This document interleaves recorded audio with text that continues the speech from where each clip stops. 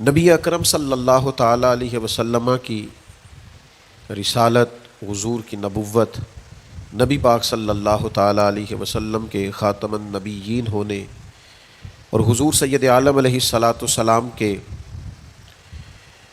امام الانبیاء ہونے کی گواہیاں جگہ جگہ اللہ کے قرآن نے بیان فرمائی ہے۔ نبی کریم علیہ السلام اللہ کے سچے رسول ہے، اس کے دلائل اتنے زیادہ روشن ہیں کہ وہ سورج سے بھی زیادہ روشنی دیتے ہیں، چاند سے بھی زیادہ تابناک ہیں۔ میرے بھائیوں، نبی پاک صلی اللہ تعالیٰ علیہ وسلم کا وجود مسعود جسم اقدس ایسا خوبصورت تھا، وہ خود اس بات کی دلیل تھا کہ یہ اللہ کے سچے رسول ہیں۔ ہمارے ہاں بہت سارے لوگ ہیں جو اکثر اس بات پر گفتگو کرتے ہیں کہ نبی پاک صلی اللہ تعالیٰ علیہ وسلم کو اور تمام انبیاء کو اللہ تعالیٰ نے بشریت کا کالب عطا کیا، تو بھئی بالکل ٹھیک ہے۔ اعلیٰ حضرت رحمۃ اللہ علیہ نے لکھا ہے، حضور کی بشریت کا انکار کرنا تو کفر ہے۔ نبی پاک علیہ الصلاۃ والسلام بشر ہیں، لیکن جب سے دیکھا ہے لباس سے بشری میں تمہیں، ہر فرشتے کی یہ خواہش ہے کہ وہ انسان ہو جائے۔ یعنی آپ اس بات پر ذرا غور فرمائیں، اندازہ کریں کہ حضرت انس بن مالک رضی اللہ تعالیٰ عنہ فرماتے، حضور کسی رستے سے گزر جاتے تھے نا، تو جو بعد میں آتا تھا اسے خوشبو اتنی آتی تھی کہ پتہ چل جاتا تھا یہاں سے اللہ کے رسول گزر کے گئے۔ حضور علیہ الصلاۃ والسلام کو جو اللہ تبارک و تعالیٰ نے حسن عطا فرمایا اور جو کمالات عطا کیے، آپ غور فرمائیں گے کہ حضور کے پسینہ مبارک سے خوشبو آیا کرتی۔ اللہ کے رسول ہیں، اس پر اگر آپ دلائل دیکھیں، معجزات دیکھیں، کمالات دیکھیں، فضائل دیکھیں، شمائل دیکھیں تو انسان دنگ رہ جاتا۔ حضور کے مقدس پسینے سے خوشبو مہکا کرتی اور گلیاں اور بازار اس سے مہک اٹھتے۔ حضرت عتبہ رضی اللہ تعالیٰ عنہ صحابی ہیں، 4 بیویاں تھیں، وہ کہتی ہیں کہ ہم ایک سے ایک بڑھ کے خوشبو استعمال کرتی تھی، لیکن سمجھ نہیں آتی تھی کہ ہمارے شوہر کون سی خوشبو لگاتے ہیں۔ ہم باوجود کوشش کے، باوجود ہمت کے اور باوجود تجسس کے وہ خوشبو نہیں پاتی تھی۔ تو ایک دن ہم چاروں نے فیصلہ کیا کہ ان سے پوچھ ہی نہ لیں وہ کون سی خوشبو لگاتے ہیں۔ تو ہم نے پوچھا کہ بتائیے، تو کہنے لگے میں نے تو کبھی لگائی نہیں۔ تو ہم نے کہا بھئی آپ ایسے ہی تو دعویٰ نہ کیجئے، ہم نے پوری جد و جہد کر لی، اور پھر عورتوں کا چیزوں کو تلاش کرنا یہ تھوڑا انفرادی بھی ہوتا ہے، ہمیں وہ رنگ نہیں ملا خوشبو کا، وہ انداز جو آپ کا ہے۔ تو فرمانے لگے اصل بات یہ ہے کہ میرے کمر پر کچھ تکلیف ہو گئی تھی، کچھ ایسی چیزیں ابھر آئی تھی جو تکلیف کا باعث تھیں، تو میں پھر حاضر ہوا رسول پاک کی بارگاہ میں۔ تو نبی کریم علیہ السلام نے فرمایا کرتا ہٹائیے گا، تو میں نے کچھ کرتا ہٹایا تو کریم نے دست مبارک پھیرا، بس ظلمت کو ان کے نور نے کافور کر دیا، جس پر پڑی نظر اسے بھی نور کر دیا۔ تو محمد صلی اللہ تعالیٰ علیہ وسلم اللہ کے رسول ہیں، اس پر اتنے دلائل ہیں، یہ اتنا آفتاب سے روشن مسئلہ کہ یعنی آپ شمار کرتے جائیں، آپ گنتے جائیں، آپ سیرت کو پڑھتے جائیں، آپ فضائل کو پڑھتے جائیں، کمالات کو پڑھتے جائیں، تو مرحوم اعظم چشتی کا ایک جملہ اتنا فٹ آتا ہے کہ یہ سارا مضمون اس میں سمٹ جاتا ہے۔ وہ کہتے ہیں تیری حیات پاک کا ہر لمحہ پیغمبر لگے، یعنی لمحہ لمحہ بتاتا ہے کہ آپ اللہ کے سچے رسول ہیں، ایک ایک گزرنے والی گھڑی بتاتی ہے کہ آپ اللہ کے سچے رسول ہیں۔ حضور کا مسکرانا بھی بتاتا ہے کہ سچے رسول ہیں، نبی پاک علیہ السلام کا دیکھنا بھی بتاتا ہے کہ حضور اللہ کے سچے رسول ہیں۔ حضور تو کسی پر جلال بھی کر دینا تو بھی پتہ چلتا ہے اللہ کے سچے رسول ہیں۔ یعنی حضور علیہ الصلاۃ والسلام کھانا تناول فرمائیں یا آرام فرمائیں، آپ ذرا یہ انوکھا پن ملاحظہ فرمائیے گا، یہ انداز ذرا دیکھیے گا کہ ایک صحابی نے آ کے عرض کی یا رسول اللہ صلی اللہ تعالیٰ علیہ وسلم، میری بیٹی کی شادی ہے تو خوشبو کی بڑی ضرورت ہے، تو مہربانی فرمائیں، کرم نوازی کریں۔ عرب شریف کے اندر خوشبو بڑی مہنگی ہوتی تھی، آج بھی وہاں خوشبو بڑی مہنگی ہے اور خوشبو کا استعمال بھی بہت زیادہ ہے۔ تو اس صحابی نے آ کے عرض کی یا رسول اللہ صلی اللہ تعالیٰ علیہ وسلم، خوشبو مل جائے، میری بیٹی کی شادی ہے۔ تو حضور علیہ السلام نے فرمایا ایک لکڑی لے آؤ اور ایک بوتل، ایک شیشی لے آؤ۔ وہ لے کے آئے تو محبوب نے نا لکڑی کے ساتھ اپنا پسینہ، تیری حیات پاک کا ہر لمحہ پیغمبر لگے، حضور نے وہ پسینہ مبارک اتار کے اس شیشی میں ڈال دیا، فرمایا جا جا کے استعمال کر، اللہ تبارک و تعالیٰ بہترین خوشبو عطا کرے گا۔ حضور علیہ الصلوۃ والسلام کا سارا وجود نور، یعنی ہمارے ہاں کسی آدمی کے منہ سے تھوک نکلے یا لعاب نکلے تو لوگ اس سے گھن محسوس کرتے ہیں، جگہ جگہ لکھا ہوتا ہے تھوکنا منع ہے، لیکن نبی کریم اگر لعاب دہن لگا دینا مولا علی کی آنکھوں پر تو شیر خدا فرماتے ہیں مجھے پہلے سے بھی زیادہ بہترین نظر آنا شروع ہو جاتا ہے۔ اللہ کے محبوب صلی اللہ تعالیٰ علیہ وآلہ وسلم کے پورے وجود نور کو جیسے جیسے دیکھتے جائیں محسوس ہوتا ہے کہ تیری حیات پاک کا ہر لمحہ پیمبر لگے۔ حضرت عبداللہ ابن سلام رضی اللہ تعالیٰ عنہ فرماتے میں گفتگو کرنے آیا تھا، حضور علیہ الصلوۃ والسلام کے دین کے بارے میں کچھ معلومات کرنے آیا تھا، اور میں تورات کو پڑھنے والا تھا، اہل یہود کے علماء میں سے آپ کا شمار ہوتا تھا، اپنے کچھ لوگوں کے ساتھ آئے۔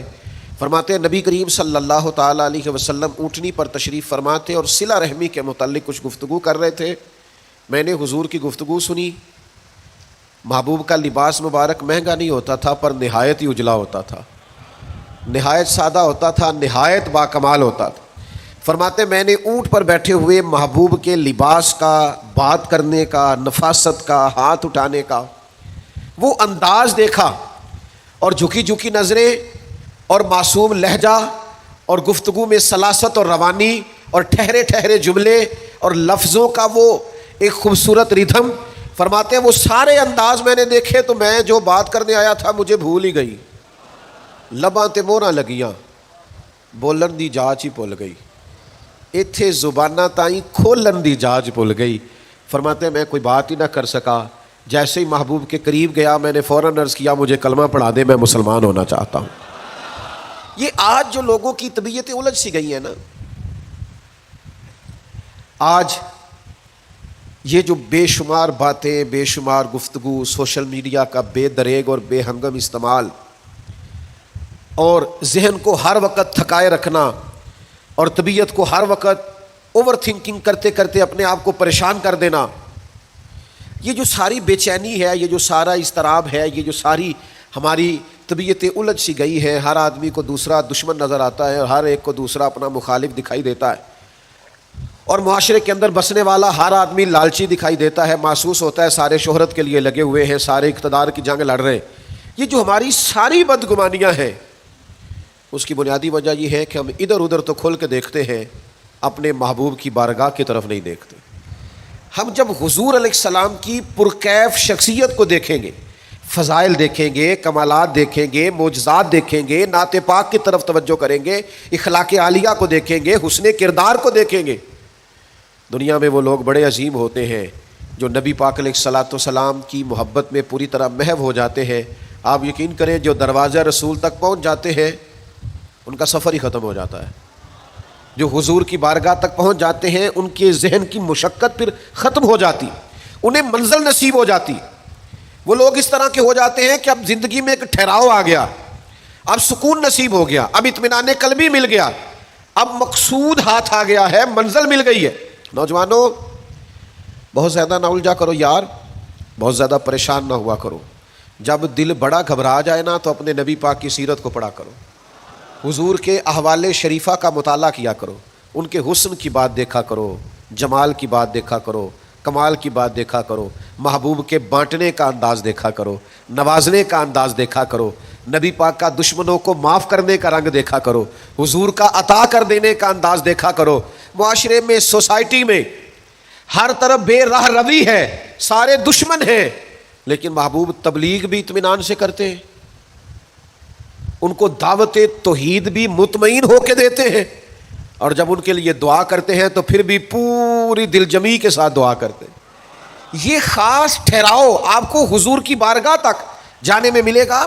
ہم نا رسمی سی محفل کرتے ہیں، رسمی سا میلاد، رسمی سا معراج، رسمی سی سیرت، رسمی سی باتیں، وہ جو خاص ایک کیفیت ہوتی ہے نا امتی کی پوری طرح محبوب کے قدموں سے جڑ جانا، یہ والہانہ پن کبھی ملے نا، والہانہ پن، یعنی حضرت طلحہ بن برا رضی اللہ تعالیٰ عنہ کی نبی کریم سے ملاقات ہوئی، حضور سے ملے اچانک، اور دوڑ کے جا کے نا تو نبی پاک کے قدموں سے لپٹ گئے، اور پھر لپٹے ہیں اور والہانہ انداز ہے اور وارفتگی دکھا رہے ہیں اور عشق کا مظاہرہ کر رہے ہیں، اور پھر اسی درد اور تڑپ میں عرض کرنے لگے حضور مجھے کوئی حکم کرے میں فوراً تعمیل ارشاد کروں گا۔ کچھ فرما دے.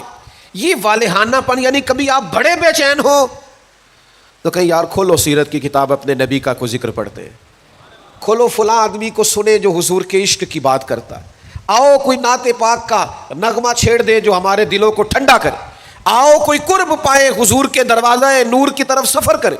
ہم کہاں الجھے ہوئے ہیں، کہاں سکون تلاش کر رہے ہیں، کہاں ہم نے اپنے آپ کو الجھا دیا ہے، کن بے معنی اور بے مقصد باتوں میں ابحاث اور بحثیں کر کر کے اپنے آپ کو پریشان کیے ہوئے ہیں. آئیے دیکھیے رسول اللہ صلی اللہ تعالی علیہ وسلم کی زندگی کا لمحہ لمحہ آپ کے کلیجے کو ٹھنڈا کرے گا، آنکھوں کو سکون دے گا، باطن کو پاکیزہ کرے گا، سوچوں کو نکھار دے گا.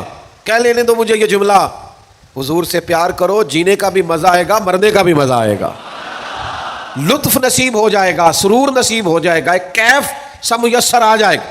حضور کی بارگاہ عالی مرتبہ تک جڑو، نبی پاک علیہ الصلوۃ والسلام کے اخلاق عالیہ کو اپناؤ، کردار کو سمجھو، حسن تکلم کو سمجھو، نبی پاک علیہ السلام کی باتوں پر غور کرو.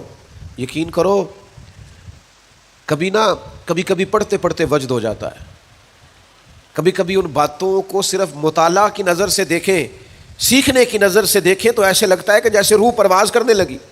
یہ اس طرح کے بھی کمالات ہوتے ہیں، یہ بھی رنگ ہوتا ہے، یہ بھی انداز ہوتا ہے، یہ بھی طور طریقے ہوتے ہیں. اور پھر حضور امی ہے، نبی کریم نے دنیا میں کسی استاد سے پڑھا نہیں. حضور سید عالم صلی اللہ تعالی علیہ وآلہ وسلم کسی مکتب میں نہیں گئے، حضور نے کسی مدرسے سے تعلیم نہیں پائی. لیکن جب حضور بات کرتے نا، جب محبوب حکمت کے موتی رولتے نا، جب نبی پاک علیہ الصلوۃ والسلام کوئی کلام کرتے نا، آپ یقین کریں ایسا انوکھا پن، ایسا نرالا فیصلہ، ایسی حکمت اور دانائی سے بھری ہوئی بات، یعنی جو فلسفیوں سے کھل نہ سکی اور نکتہ وروں سے حل نہ ہوئی، وہ بات ایک طیبہ والے نے بتلا دی چند اشاروں سے. حضور دو چار اشارے کرتے اور عقدے کھل جاتے. ایسی دانائی والی بات، ایسی قیمتی بات، ایسی انوکھی بات محبوب بیان کرتے. حضرت سعد بن عبادہ رضی اللہ تعالیٰ عنہ کے پاس نا فتح مکہ کے موقع پر جھنڈا تھا. وہ علم بردار تھے، جن کے پاس جھنڈا ہوتا تھا وہ آدمی سب سے آگے آگے ہوتا تھا. اب ایک وقت ایسا آیا کہ صورتحال اس طرح کی بن گئی کہ حضرت سعد بن عبادہ کو اس منصب سے ہٹایا جائے گا. بڑا مشکل فیصلہ ہے. انہوں نے کوئی ایسی معاذ اللہ غلطی بھی نہیں کی، لیکن حالات ایسے آ گئے ہیں کہ جناب سعد بن عبادہ کو ہٹانا پڑے گا، ان سے جھنڈا لیا جائے گا. صحابہ بڑے پریشان ہیں کہ حساس آدمی ہے، ان کی خدمات بہت زیادہ ہیں، کس طرح ان کو ہٹائیں گے، کیا کریں گے. نبی کریم کی بارگاہ میں عرض گزار ہے، یا رسول اللہ کیسے ہٹائیں حضرت سعد بن عبادہ کو، اور کیفیات اور حالات بھی ایسے ہیں کہ ہٹانا بھی پڑے گا. آج کل نا بہت سارے لوگ کام تو کرتے ہیں پر دانا نہیں ہوتے. جذباتی فیصلے، جذباتی باتیں، ایموشنل گفتگو، وقتی طور پر چیزوں کو بہتر کرنا، اور بس وقتی طور پر آج گزارا ہو کل دیکھی جائے گی، لیکن چیز کی گہرائی تک، اس کی اصل تک نہیں اترتے، اس کے سارے لوازمات کو نہیں دیکھتے، قبل از وقت منصوبہ بندی نہیں کرتے. ہمارا مزاج نہیں ہوتا، ہم ٹھہراؤ اپنی زندگی میں نہیں لاتے. نبی پاک چونکہ اللہ کے رسول ہیں، ہر لمحہ حضور کا پیغمبر لگتا ہے. اب حضرت سعد بن عبادہ کو ہٹانا ہے اور ان کی جگہ کسی اور کو مقرر کرنا ہے، اور بندہ بھی بڑا حساس ہے اور بات بھی کوئی ایسی نہیں، تو کیا کریں. پتہ ہے نبی کریم علیہ السلام نے کیا کیا؟ حضور فرمانے لگے کوئی پریشانی نہیں، ہٹا دیتے سعد بن عبادہ. حضور نے بلایا، فرمایا سعد میرا ارادہ بنا ہے کہ جھنڈا آپ سے لے لیا جائے. حضرت سعد بن عبادہ نے ابھی گردن جھکائی تھی تو حضور فرمانے لگے میرا ارادہ ہے آپ سے لے کے آپ کے بیٹے کو دے دیا جائے. جو فلسفیوں سے کھل نہ سکا، جو نکتہ وروں سے حل نہ ہوا، وہ راز ایک طیبہ والوں نے بتلا دیا چند اشاروں میں. اور تیرے آگے ہے یوں دبے لچے فصحا عرب کے بڑے بڑے، کوئی جانے منہ میں زبان نہیں بلکہ جسم میں جان نہیں. ایسا کمال فیصلہ، ایسا انوکھا فیصلہ. اچھا جس فیصلے سے وہ پریشان ہو سکتے تھے نا کہ مجھے ہٹایا جا رہا ہے، جب انہیں پتہ چلا نا کہ میری جگہ پہ میرا بیٹا آ رہا ہے، وہ اتنا خوش اپنے جھنڈا اٹھانے پہ نہیں تھے جتنا اپنے بیٹے کے جھنڈا اٹھانے پہ راضی ہو گئے. ان کی طبیعت مچل گئی. نبی پاک صلی اللہ تعالیٰ علیہ وسلم کے پیغمبر ہونے پر، نبی ہونے، ایسے دلائل، ایسے کم، آپ جس زاویے سے دیکھیں ششدر رہ جائے گی. حیران رہ جائیں گے، پیار ہو جائے گا۔ کچھ ایسے مصنفین بھی گزرے ہیں معاذ اللہ ثم معاذ اللہ، جو مسلمان نہیں تھے، غیر تھے، کلمہ نہیں پڑھتے تھے، معاذ اللہ استغفر اللہ، نقل کفر کفر نہ باشد، تنقید کی اینک لگا کے انہوں نے حضور کی سیرت کو پڑھا، لیکن اس نظر سے پڑھا پھر بھی مدینے والے کے غلام ہو گئے۔ یہ کہنے پر مجبور ہو گئے کہ نہ بھائی ایسا کوئی محبوب کہیں ہوگا نہ کہیں ہے، بیٹھا ہے چٹائی پہ مگر عرش نشیں ہے۔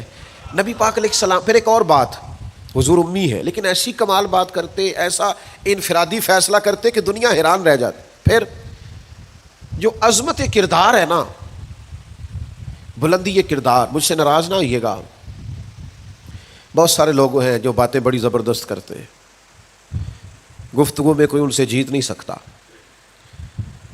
ان کا لب و لہجہ ایسا ہوتا ہے کہ شاید کسی بڑے سے بڑے عالم فاضل کو بھی بولنے نہ دے، لیکن عمل کی باری آتی ہے تو کمزور ہوتے ہیں، باتیں بیسیوں آتی ہیں، درجنوں آتی ہیں، نماز کا ٹائم ہوتا ہے تو بہانے بازی کرتے ہیں، وہ میرے کپڑے نہیں ٹھیک، بس دعا کریں انشاءاللہ شروع کر دوں گا، کہانیاں سناتے ہیں۔ کیوں اتنے بھولے بنتے ہیں؟ ہمیں سمجھ آتی ہے کہ آپ گفتار کے غازی ہیں، آپ باتوں میں صرف ساری چیزیں سیدھی رکھتے ہیں، آپ اس جگہ پہنچ ہی نہیں پا رہے۔ عمل، کردار، یہ بھی ایک مبلغ ہوتا ہے، آپ کا کردار بھی تبلیغ کرتا ہے، آپ کا لب و لہجہ بھی۔ حضرت امام جعفر صادق رضی اللہ تعالیٰ عنہ سے ایک شخص نے کہا تھا میں دین کی تبلیغ کرنا چاہتا ہوں، مجھے بتایا کیا کروں؟ تو امام جعفر صادق رضی اللہ تعالیٰ عنہ فرمانے لگے دین کی تبلیغ کرنی ہے تو بڑا آسان نسخہ ہے، دین پہ عمل کرنا شروع کر دیں، تبلیغ ہونی شروع ہو جائے گی۔ لیکن ہم نا عمل کی دنیا میں بڑے کمزور ہوتے ہیں، قربان جائیں۔ حضور علیہ الصلوۃ والسلام نے جس معاشرے میں آنکھ کھولی تھی وہ جہلاء کا معاشرہ تھا، ظلم تھا، ستم تھا، بربریت تھی، ان لوگوں کی سوچیں، ان کی باتیں، ان کا ظالمانہ مزاج بڑا انوکھا تھا۔ لیکن کمال کی بات ہے نا، چاروں جانب لوگوں کا مزاج ظالمانہ تھا، لیکن محبوب کو اللہ نے رحمت بنا کے بھیجا۔ ہر طرف لوگ ناانصافی کی بات کرتے تھے، لیکن محبوب نے انصاف کے بول کو ہمیشہ بالا رکھا، اس ترازو کو ہمیشہ بلند رکھا۔ ہر طرف لوگ حق کھا جاتے تھے، لیکن محبوب نے فرمایا حق کھایا نہیں جائے گا، حق دلایا جائے گا۔ کردار دکھایا، کردار۔ وہ جو تیری جان کے دشمن ہیں وہ بھی کہتے ہیں، وہ جو تیری جان کے دشمن ہیں وہ بھی کہتے ہیں امین تو ہے، صداقت کی آبرو تو ہے۔ دشمن بھی کہتے ہیں سچے تو بہرحال ہیں، امانت دار تو بہرحال ہیں، غلط بات تو بہرحال نہیں کرتے۔ یعنی دشمن بھی اگر اٹھ کے گواہی دے کہ اگر کسی نے کمال دیکھنا ہے تو آمنہ کے لال کو جا کے دیکھو، اگر کسی نے انصاف دیکھنا ہے، اگر کسی نے دھرتی پہ حسن دیکھنا ہے تو عبداللہ کے در یتیم کو دیکھو۔ وہ بھائی آپ سمجھے نا، عظمت کردار کے وہ موتی جو حضور نے عطا کی۔ دیکھیے باہر والوں نے جب دلیلیں مانگی تو حضور نے معجزات دکھائے، اور جب اپنوں نے دلیلیں مانگی، مکے والوں نے، قریش والوں نے، اپنے قبیلے والوں نے دلیل مانگی، آپ نبی ہیں تو دلیل کیا ہے؟ تو اللہ کا قرآن کہتا ہے کہ محبوب نے کہا فقد لبثت فیکم عمرا من قبلہ افلا تعقلون، اور میں نے تمہارے بیچ عمر گزاری ہے ساری، تمہیں عقل نہیں؟ میں کوئی باہر سے نہیں آیا، میں نے 40 سال تمہارے اندر گزارے ہیں، میرے جیسا کوئی سچا ہے تو دکھاؤ، کوئی دیانتدار ہے تو دکھاؤ، کوئی پاکیزہ مزاج ہے تو دکھاؤ، کوئی اس طرح کا ستھرا ہے تو دکھاؤ، کوئی اس طرح کا مزکی ہے تو دکھاؤ، تمہارے بیچ میں نے وقت گزارا ہے۔ باقیوں کو نبی پاک نے معجزات بطور دلیل دیے، اور جب اپنوں نے دلیل مانگی تو حضور نے فرمایا میری سیرت دیکھ لو، میرا کردار دیکھ لو، میرے شب و روز دیکھو۔ فقد لبثت فیکم عمرا من قبل، میں نے اس سے پہلے عمر کا حصہ تمہارے بیچ گزارا ہے، افلا تعقلون، تمہیں عقل نہیں؟ دوستو تھوڑا سا نا کردار پر بھی توجہ کرنی پڑے گی، اپنے آپ کو تھوڑا سا تبدیل کرنا پڑے گا۔ میں آپ کی خدمت میں عرض کروں، دولت سے لوگوں کو جیتا نہیں جا سکتا، دولت تو لوگوں کو لالچی بنا دیتی ہے۔ آپ کسی کو پیسے دیں، 10,000 دے، اگلی دفعہ وہ 25 مانگے گا، تو آپ 50 دے، اگلی دفعہ لاکھ مانگے گا، اس کی بھوک تو بڑھتی ہے۔ آپ عہدے کے زور پر بھی لوگوں کے محبوب نہیں بن سکتے، اس لیے کہ پھر وہ شخصیتوں سے پیار نہیں کرتے، کرسیوں سے پیار کرتے۔ آپ کرسی پہ ہیں تو آپ اچھے لگتے ہیں، جب دوسرا آئے گا تو اس کو سلوٹ کر لیں گے۔ نبی پاک علیہ الصلوۃ والسلام نے فرمایا اگر تم کسی شخص کو قائل کر سکتے ہو اور اس سے محبت بڑھا سکتے ہو تو ایک ہی صورت ہے، اور وہ تمہارا حسن اخلاق ہے۔ اللہ کے محبوب صلی اللہ تعالی علیہ وسلم نے خلق کے ساتھ، کردار کے ساتھ نبی پاک علیہ السلام نے محبت کے ساتھ، زید بن دسنہ بہت بڑے یہودیوں کے عالم تھے، ایک دن حضرت بلال حبشی رضی اللہ تعالیٰ عنہ سے کہنے لگے سنا ہے نبی پاک علیہ السلام کی بارگاہ میں جب بہت سارے مہمان آتے ہیں تو آپ کو کچھ قرض بھی لینا پڑتا ہے. جناب بلال کہنے لگے لینا پڑتا ہے. کہنے لگے مجھ سے لے لیں، میرے پاس اضافی پیسے پڑے ہیں، آپ نے دے ہی دینے. حضرت بلال نے لے لیے، ایک ٹائم مقرر ہو گیا فلاں دن پیسے واپس کرنے. ابھی وعدے میں 3 دن رہتے تھے.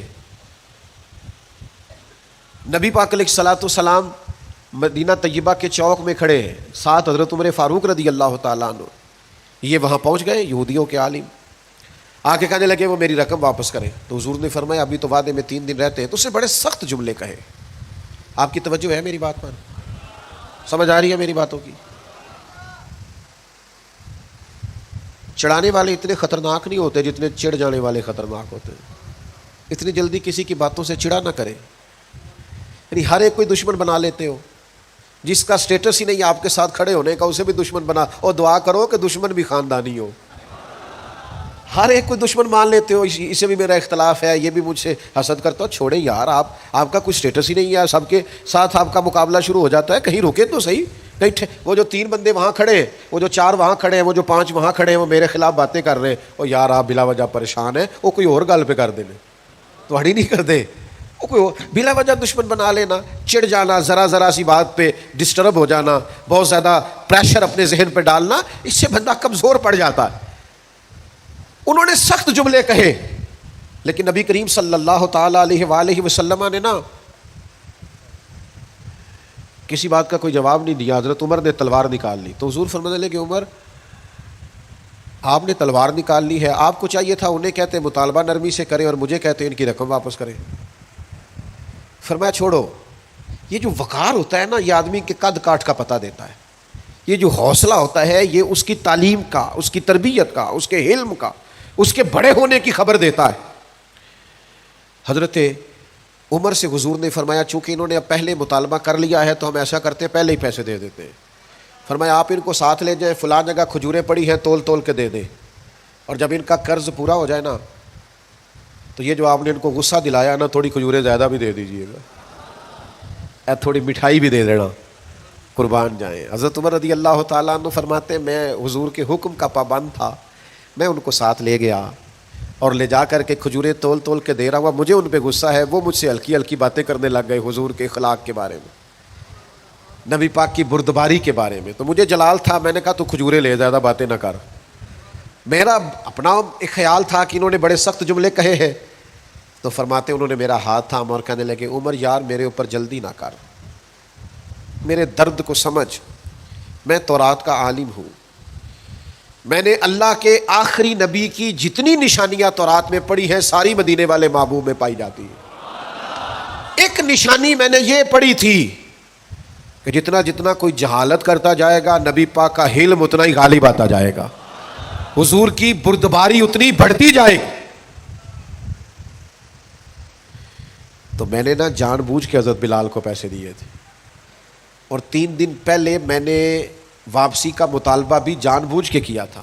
میں نبی کریم کا علم دیکھنا چاہ رہا تھا، میں وہ تورات کی نشانی دیکھنا چاہ رہا تھا، اور پھر میں نے سخت جملے بھی جان بوجھ کر کیے.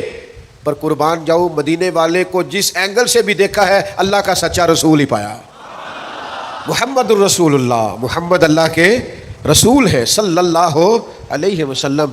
اب وہ کہنے لگے جناب عمر سے مجھے لے جائے نا، میں نے حضور کا کلمہ پڑھنا ہے، مجھے لے جائے بارگاہ تک، میں نے نبی پاک علیہ السلام کی غلامی کا پٹا گلے میں ڈالنا ہے. تو میرے بھائیوں نبی پاک علیہ السلام کی بارگاہ تک رسائی پائیے، حضور کی عالی مرتبت بارگاہ کی طرف اپنے آپ کو لے کر کے جائیے.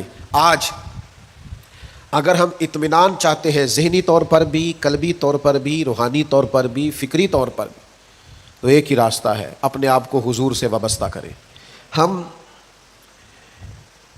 جس طرح کی آزمائشوں کا دن رات شکار ہے، اور جس طرح سے ہمیں نئی نسل الجھی ہوئی، بے چین، بے قرار اور مضطرب نظر آتی، اس کا کوئی اور حل نہیں ہے.